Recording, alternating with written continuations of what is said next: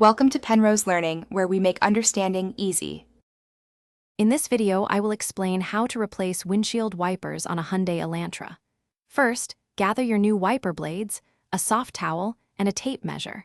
Park your car on a level surface and turn off the ignition. It's a good idea to measure your existing wiper blades to ensure you have the correct replacement sizes.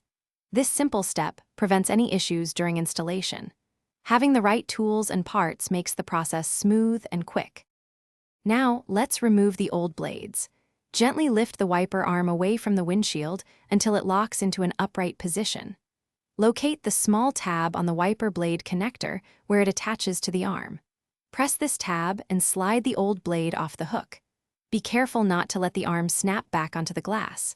Place a towel on your windshield and gently lower the arm onto it to prevent damage. With the old blade removed, it's time for the new one. Take your new wiper blade and align its connector with the hook on the wiper arm. Slide the blade onto the hook until you hear a click, indicating it's securely locked in place. Give it a gentle tug to confirm it's firmly attached.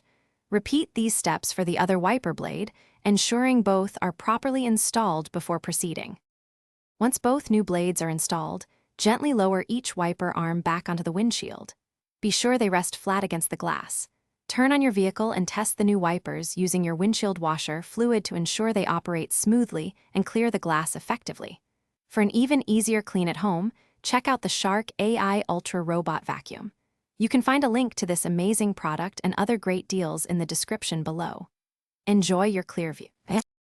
Thanks for watching. If this was helpful, leave a like and consider subscribing. See you next time.